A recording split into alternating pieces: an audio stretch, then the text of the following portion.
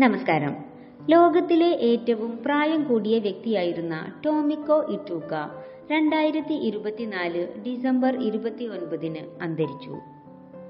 ഒന്നാം ലോക മഹായുദ്ധത്തിനു മുമ്പ് 1908 മെയ് 23 ജപ്പാനിലെ ഒസാക്കയിലാണ് ഇറ്റൂക്ക ജനിച്ചത്.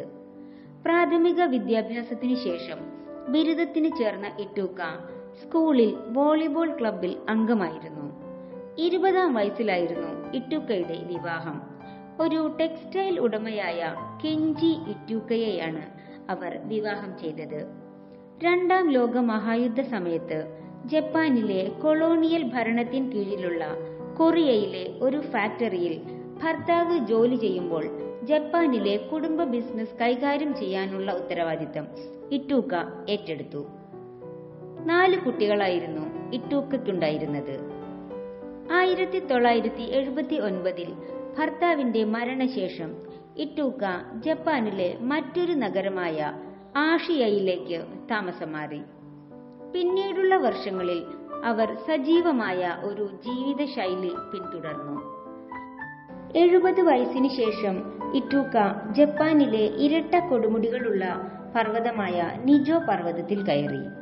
517 മീറ്ററാണ് നിജോ പർവ്വതത്തിന്റെ ഉയരം.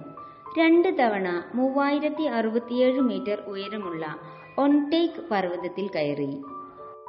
ഒൻടേക്ക് പർവ്വതം ജപ്പാനിലെ 14-ാമത്തെ ഉയർന്ന പർവ്വതവും 2-ാമത്തെ ഉയർന്ന അഗ്നിപർവ്വതവുമാണ്. 33-ലധികം ക്ഷേത്രങ്ങളിലേക്കുള്ള തീർത്ഥാടനമായിരുന്ന സൈഗോക്കു കണ്ണോൻ തീർത്ഥാടനത്തിൽ ഇറ്റൂക്ക പങ്കെടുത്തു. വാഴപ്പഴം കഴിക്കുന്നതും ജാപ്പനീസ് പാൽ അധിഷ്ഠിത പാനീയമായ കാൽപിസ് കുടിക്കുന്നതുമാണ് തന്റെ ദീർഘായുസ്സിന് കാരണമെന്ന് ഇറ്റൂക്ക പറഞ്ഞിരുന്നു. 2024 ഓഗസ്റ്റിൽ സ്പെയിനിലെ 117 വയസ്സുണ്ടായിരുന്ന മരിയ ബ്രന്യാസിന്റെ മരണശേഷം ജീവിച്ചിരിക്കുന്ന ഏറ്റവും പ്രായം കൂടിയ വ്യക്തിയായി ഇറ്റൂക്ക ഗിന്നസ് വേൾഡ് റെക്കോർഡ്സിൽ അംഗീകരിക്കപ്പെട്ടു.